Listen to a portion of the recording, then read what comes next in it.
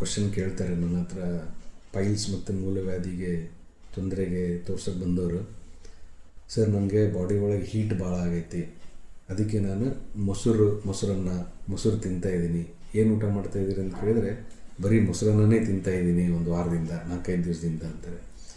ಮೊಸರು ಆಯುರ್ವೇದದ ಪ್ರಕಾರ ಮೊಸರು ತಂಪಲ್ಲ, ಅದು ಒಳಗಡೆ ಹೀಟ್ ಪ್ರೊಡ್ಯೂಸ್ ಮಾಡ್ತದೆ, ಕಾವನ್ನು ಪ್ರೊಡ್ಯೂಸ್ ಮಾಡ್ತದೆ.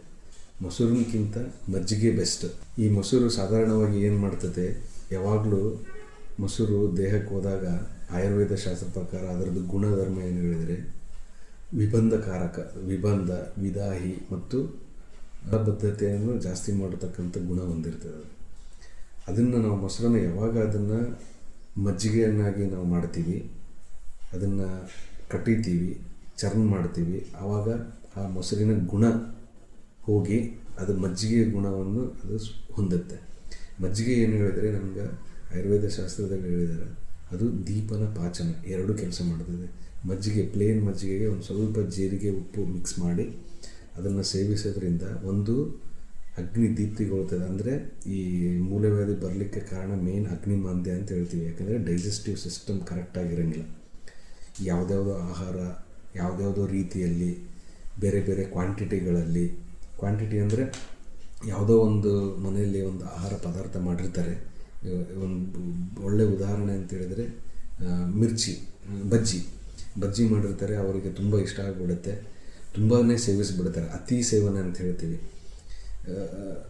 ಆ ಸೇವನೆಯಿಂದ ಅವರಿಗೆ ಏನಾಗಿರ್ತದೆ, ಅದು ರೋಗಕ್ಕೆ ಕಾರಣ ಆಗಿರ್ತದೆ. ಅಲ್ಲಿ ಅಗ್ನಿಮಾಂದ್ಯ ಆಗ್ತದೆ, ಅಗ್ನಿಮಾಂದ್ಯದಿಂದ ಅವರಿಗೆ ಮಲಬದ್ಧತೆ ಆಗ್ತದೆ.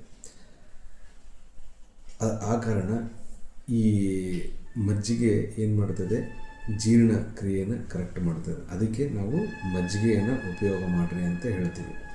ಮೊಸರು ಒಳ್ಳೆಯದಲ್ಲ, ಮಜ್ಜಿಗೆ ಉತ್ತಮ, ಶ್ರೇಷ್ಠವಾದದ್ದು. ಯಾವುದೇ ಮೂಲವ್ಯಾಧಿ ಕಾಯಿಲೆಗಳಲ್ಲಿ ಸುಮಾರು 20 ಮೂಲವ್ಯಾಧಿ ಕಾಯಿಲೆಗಳಿದ್ದಾವೆ. ಆ ಕಾಯಿಲೆಗಳಿಗೆ ಇದು ಶ್ರೇಷ್ಠ. ಹಾಗಂತ ನೀವು ಏನಾಗ್ತದೆ, ಮಜ್ಜಿಗೆನ ಮನೆಯಲ್ಲಿ ನಾವು ಉಪಯೋಗ ಮಾಡಿ ಅದನ್ನು ನಾವು ತೊಗೊಂಡ್ವಿ, ಡಾಕ್ಟರ್ ಕಮ್ಮಿ ಆಗಿಲ್ಲ ಅಂತ ಹೇಳ್ತೀರಿ. ಚಿಕ್ಕ ತೊಂದರೆಗಳಿದ್ದಾಗ ಅದು ಕಡಿಮೆ ಆಗುತ್ತೆ.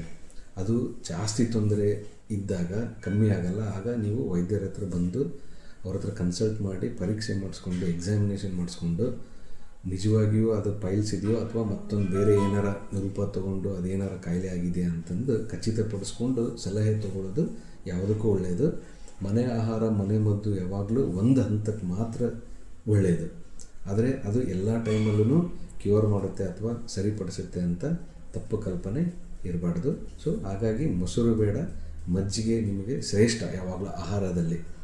ಇದು ಅದರ ಜೊತೆಗೆ ಊಟಕ್ಕೆ ಉಪ್ಪಿನಕಾಯಿ ಹೆಂಗಿರುತ್ತಲ್ಲ ಆ ರುಚಿ ಕೊಡುತ್ತೆ. ಆ ಥರ ಆಹಾರದಲ್ಲಿ ನಾವು ನಮ್ಮ ಔಷಧಿ ಸೇವನೆ ಜೊತೆಗೆ ಈ ಮಜ್ಜಿಗೆ ಒಂದು ನಿಮಗೆ ಸೇರ್ಪಡೆ ಆದರೆ ನಿಮಗೆ ಇನ್ನೂ ಉತ್ತಮವಾದ ರಿಸಲ್ಟ್ ಸಿಕ್ಕತ್ತು. ಮೊಸರನ್ನು ಮೂಲವ್ಯಾಧಿಯಲ್ಲಿ ಯಾಕೆ ಉಪಯೋಗ ಮಾಡಬಾರ್ದು ಅಂತನ್ನೋ ಒಂದು ಮಾಹಿತಿಯನ್ನು ತಿಳಿಸ್ಕೊಟ್ಟಿದ್ದೇನೆ.